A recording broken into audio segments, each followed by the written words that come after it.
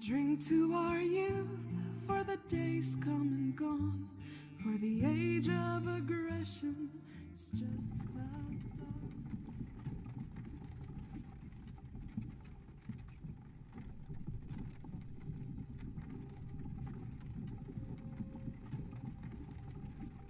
Hello and welcome to my playthrough of the Elder Scrolls V Skyrim.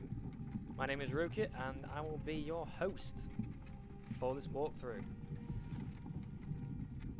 Skyrim, at this point in time, as I'm recording this video, it's 2018. It's now a 7-year-old game. Granted, it is starting to show its age slightly. In terms of other games that have been released since, such as things such as The Witcher 3, and other games like that. It's a comparison that's get made quite a lot. Is The Witcher 3 compared to Skyrim, and even The Witcher 3 compared to older Elder Scrolls games such as Oblivion and Morrowind and things like that. We're playing Skyrim because I think it's probably one of the best games to Let's Play a series of.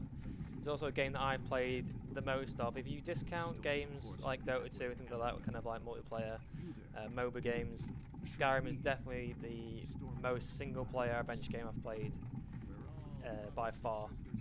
I had it on PS3 originally. Had a couple of characters on there. Then I moved over to PC and I had a couple of characters on here as well. Also one on the special edition as well. Which obviously this isn't the special edition, as you can see. There's a reason I didn't choose the special edition. It's partly because I'm not currently at home on my home PC at the moment, so I'm recording off my laptop. My laptop does a pretty good job. However, the special edition does seem to tank my laptop more than it should do, in my opinion. The special edition has basically a overlay on top of the normal game. It's an overlay that is basically some volumetric lighting effects like God rays and kind of like an overlay. It makes it look the whole landscape look a bit more orange, a bit more cinematic. But for me personally, it hits my frame rates slightly too much. Just for the quality that it gives you. There's not the actual textures in the game haven't really been touched at all. So for me personally, it's not really worth it. I much prefer to play the original. Just with the recording as well at the same time, it helps me a lot when recording to play the original, just because the originals are much easier on the frame rates than the special edition. Skyrim is a game that I actually do still consider to be quite a beautiful game. When this game first released in 2011, I was pretty much blown away by it. Compared to modern games now, it's not as strong, but I mean that's true of any game that gets released. If you go 7 years down the line, the game doesn't look as nice as other games. But this game has aged well. I mean, looking at this game now, you wouldn't be too dissatisfied with the graphical quality if you got this, say, in 2015, 2016. Going a bit further forward, you probably might be, but that's a different question. Anyway, into the game. Who will be playing? We will be playing a Redguard. We will be playing a spell sword. He is of noble descent. He's allied with the Imperial Legion, as his family has ties to the Imperial Legion. We will be playing a very I mean, he's noble in terms of the sense that he's of royalty. He's from the A'Kavir house of the Redguards. However, he's also noble in terms of his personality traits as well. He's quite a soft-tempered guy most of the time in his life, but then, if provoked, he will definitely bring out that aggressive side and will not hesitate to cut his foes down when he needs to. Like I mentioned, we'll be playing a spell sword, so we'll be having one-handed in the right hand, which will be a sword, not an axe or a mace, and then we'll be having spells in the other hand as well. The slightly unorthodox version of this spell sword is that we'll be wearing heavy armor. Most spell swords that I've seen normally wear light armor just to be more mobile and dexterous and get around battles easier. But Raglain, who is our character, likes to get up close and personal in the enemy's faces, and he prefers heavy armor to do this the best. This guy doesn't have a great time escaping, as you've seen. You there, step forward. Who are you? Now that is the £1 million question. So, like I mentioned, we are a Redguard. In terms of the presets to work with, I think it's easiest to work with the first preset. I do like working with this preset. I've never played a Red Guard before as an actual playthrough. Just before this recording, I started just messing about with the Red Guard and trying out a few ideas. I found that a build that I think looks nice. Excuse me, I think looks nice. But I've never actually done a full playthrough as the Red Guard, so we'll see how that goes. So we'll stick with the first preset. We'll stick with him being male, and we'll have his skin tone. We're gonna put it slightly darker than what it is. We'll have it around about there. With his weight, we're gonna keep it on the maximum because that fits in with his character lore there. His complexion, we're going to keep it clean. We're going to have it on this one. No dirt colour. Scars, we're going to have one subtle scar underneath his right eye, which is that one right there. This shows that he has been in conflict, but he's mostly untouched because he's a great warrior. It also kind of has that kind of effect with the most of him is good, but if he needs to, that scar shows that he can definitely lay down the pain on some people if he needs to. No war paint or war paint colour. Face, we're going to change his nose type to, I believe it's this one. It is indeed. His nose height, we're going to take it down slightly. And we're going to make his nose just slightly longer than what it is currently. We have it there. Brilliant. So jaw width, we're going to match his broad shoulders. We're going to take it out slightly. Not too much though. Jaw height we'll leave, jaw forward we'll leave, cheekbone height, width, and width we'll leave. Colour, change it to this last preset. No laugh lines, he's a serious guy. Cheek lower colour, same colour again. Nose colour we'll leave that, chin colour, and forehead we'll leave all those. Eye shape, we're taking it to, it's one near the start I believe. This one here. So this is the eye shape that I want. Slightly narrower, more inquisitive, kind of like you can see into your soul. Dumbledore-esque from Harry Potter. Eye colour, we're going to put it a deep brown. The eye colours in Skyrim are a little bit weird to say the least. You kind of got these white out eye colours. I think it's supposed to signify that someone's blind. We've also got these kind of stoner red eyes. I've also got black eyes as well to show, I believe that's supposed to show vampirism, the black eyes, but we're going to go for the deep brown ones that were close to the start. These ones here. Eye height, we're going to take them down just slightly, not quite that far. Eye width, we'll leave that, and depth. We can leave all those last ones. Brow type, we're going to go for one that's nearest towards the end. It's this one. Slightly meaner looking brow type, just more focused, and a slight furrow. We're going to take his eyebrows up slightly though, so it looks less angry. Width and brow forward we can leave as well. I feel like I forgot. No, I think we're good. So the mouth shape in the minute is good. It's not too bad, but we're going to take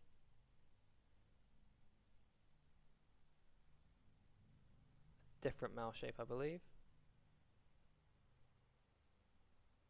This one, I think it was that I liked before. We take it down slightly as well, not too far. Mouth forward, we don't want that forward, otherwise we end up with a permanent duck face. We'll have that. This is a normal human being. Chin width, we'll take that out slightly, just to give him a little bit more of a filled out appearance. Chin length, I'm just going to take that back slightly to about there. And chin forward we can leave, and lip colour we are going to change just ever so slightly to better match his skin colour. Hair. Now my favourite hair of the red guy is by far this noodle hair. Definitely looks like someone's made a pot noodle and just sort of glued it onto his head, but I think it looks pretty cool. Facial hair, we're going to go with a rather royal looking bit of facial hair that's later on. I believe it's this one actually. Now I was caught in the middle between these two on the last one, and in the end I went with this one. Slightly less sharp. And for hair colour we're going to go for a deep brown. So there, we're finished with that one. Type in his name, and we're going to for Raglain of A'Kavir.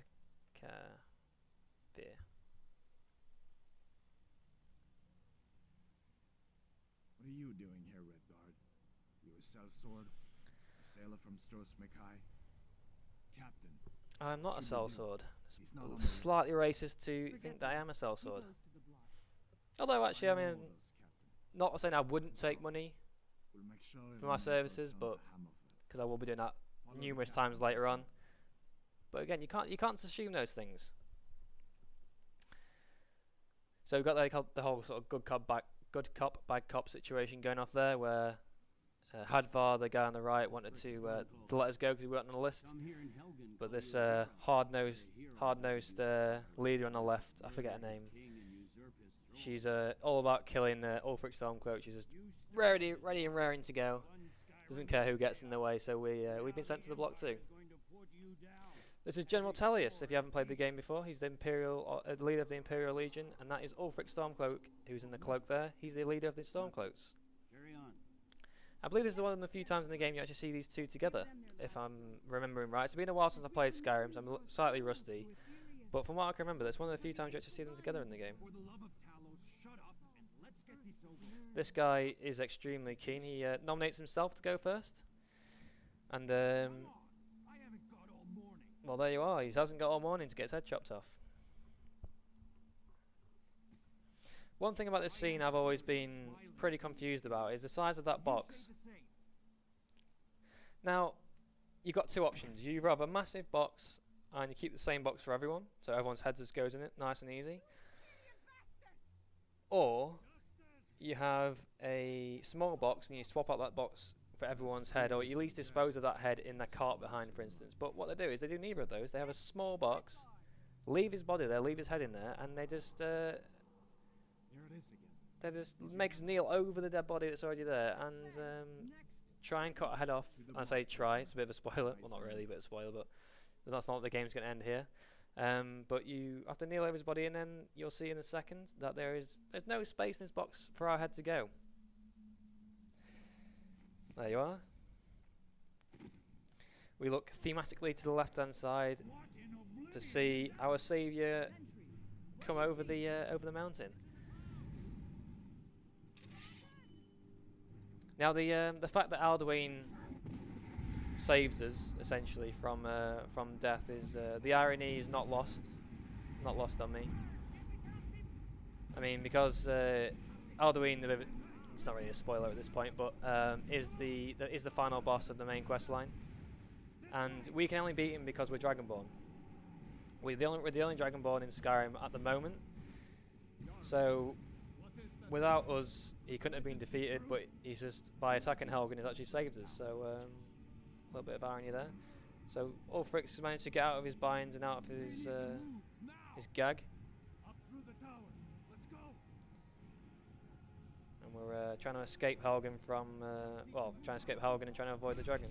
This guy just gets pure cleaned out, absolutely destroyed, and fried after as well, just for good measure. Look at him! Look at him! Look at the poor guy. We're gonna try and make this puck up. Nice. Drop down through here. I played this scene. I don't even know how many times I played this scene. It's a lot. So, oh my god, that kid is dicing with death there.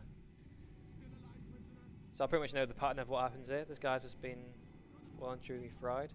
We get a nice little aerial shot of Alduin here. Lands above us. Again, destroys another helpless guard.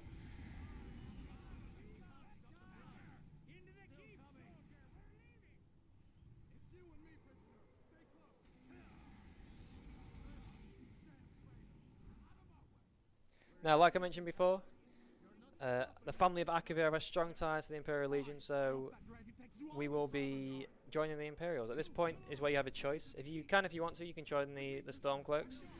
You go through that keep there, but the Imperials will go through this door here. And at this point, we're safe from the dragon. No, joking, we're not really. Looks like we're the only ones who made it. We just made it inside, which is a good start though. We should keep moving. Come here. Let me see if I can get those bindings off. Good man. There we are. So he's took our binds off, so we can now interact with the environment as well. Plenty of gear to choose from. I'm going to see if I can find something for these burns.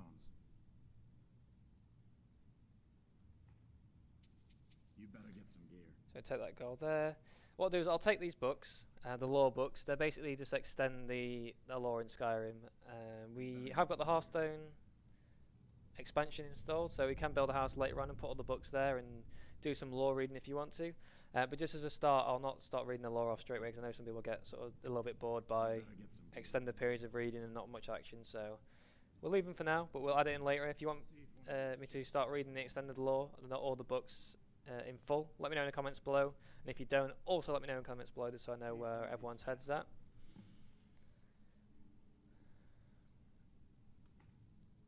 So, as I mentioned as well, we are doing a heavy armor spell sword build, so we're going to leave these bits of light armor behind. I've already got a sword, so we don't need that there. Now, when I hit the tab menu, here's where you'll see the first little difference potentially to the game that you've played before. I've got Sky UI installed on this save file here. All it is, it's the UI system, so the interface system is vastly improved and overhauled from the original game. Just because that original Skyrim menu system was pretty terrible.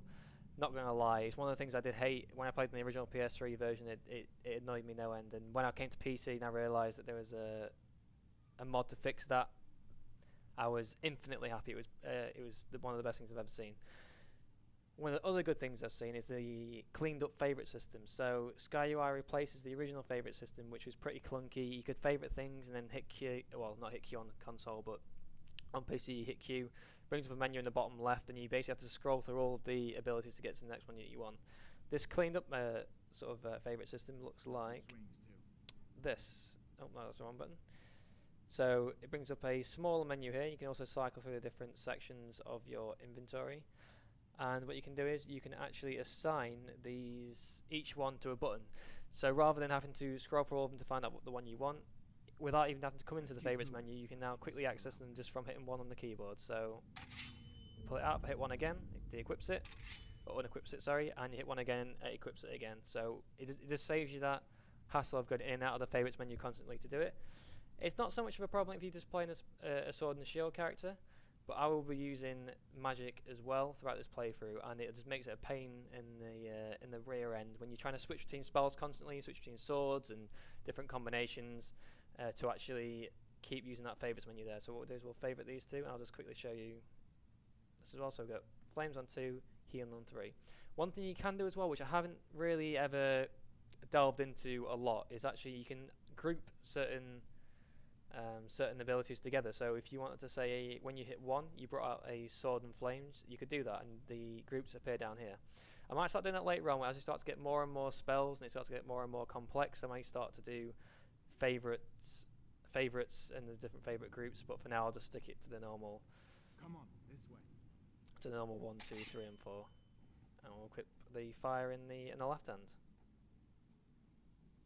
We need to get moving. That dragon is tearing up the whole keep. Just give me a minute. I'm out of breath. You're out of breath. There's a dragon chasing you.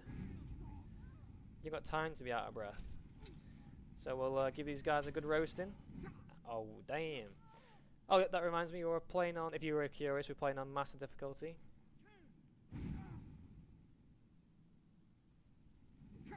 Ow.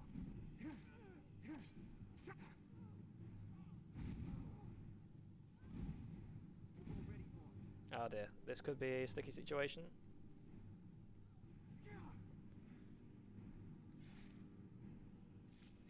Oh! Got backed into a corner. I accidentally changed the third person as well. Sorry about that. We got backed into a corner, but we've well and truly impaled this guy. I think it's safe to say.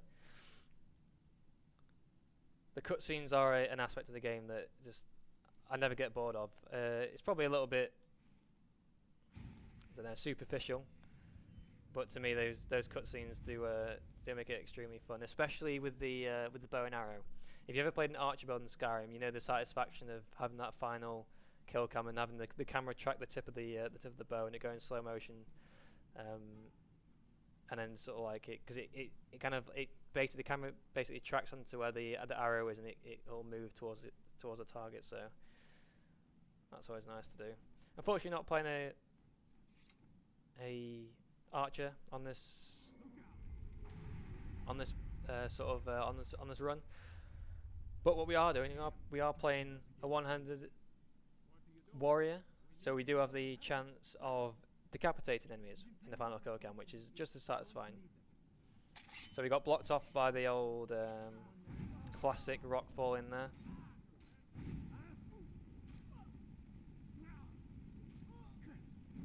So as you can see already, we were definitely using the magic more than we're using the sword.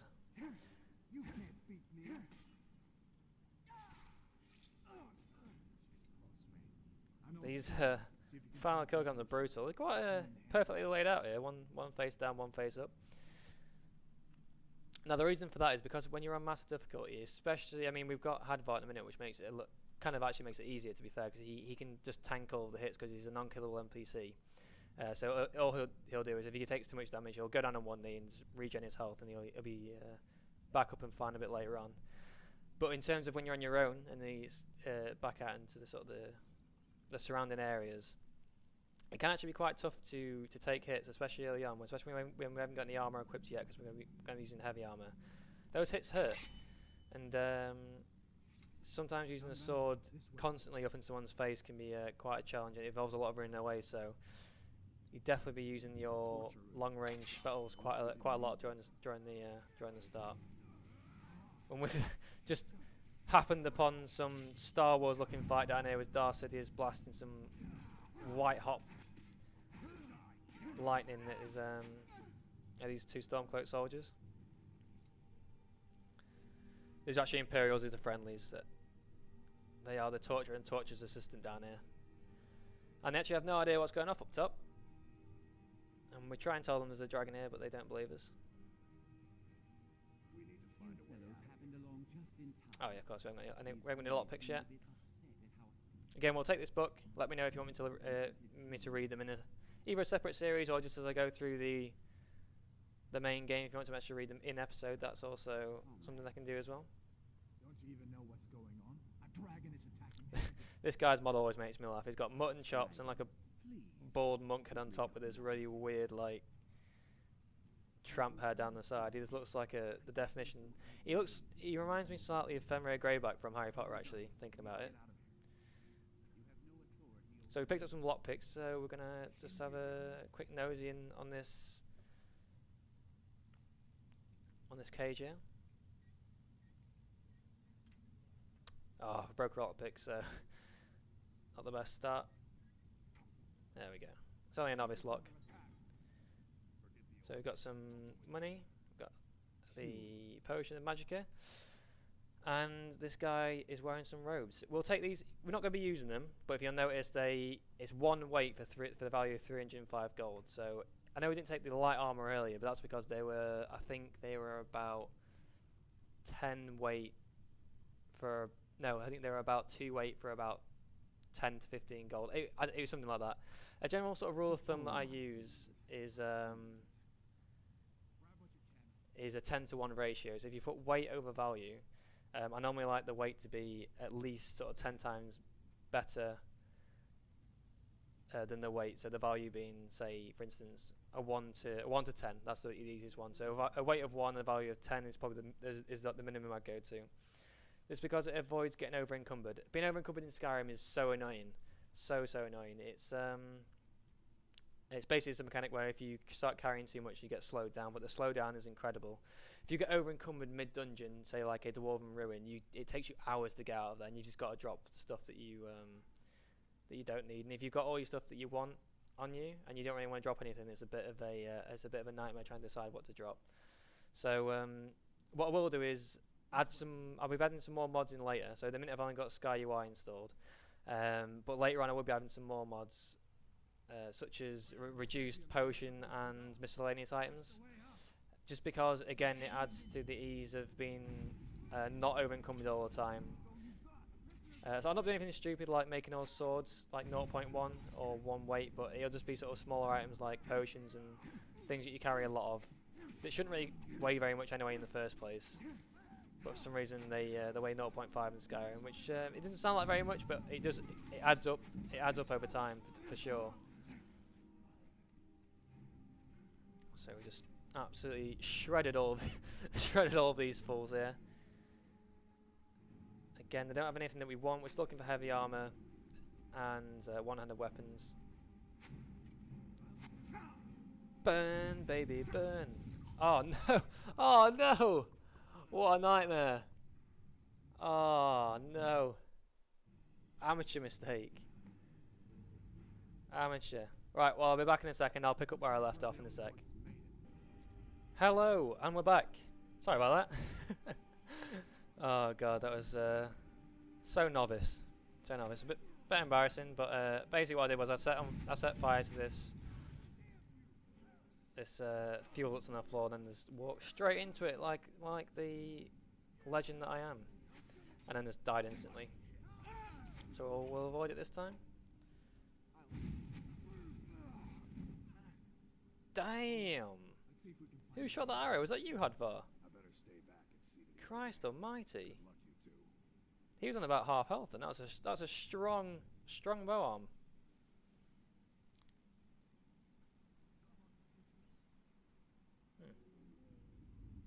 I think he either stays here for now, actually, for the rest of the dungeon, but we'll leave him behind. Let's see where this goes.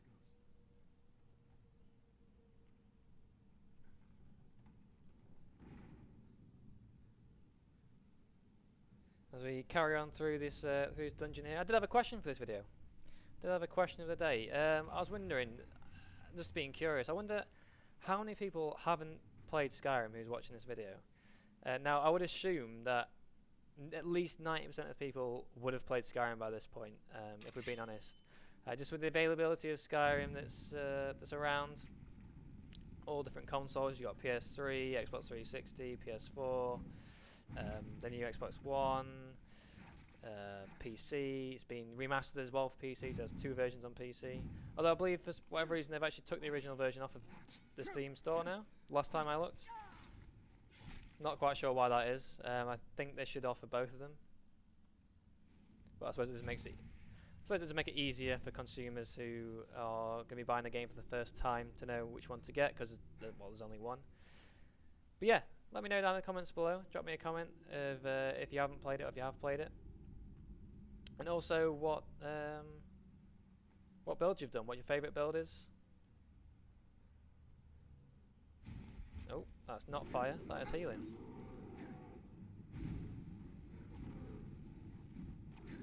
So you are supposed to leave this bear alone, but like I said, I am up in your face and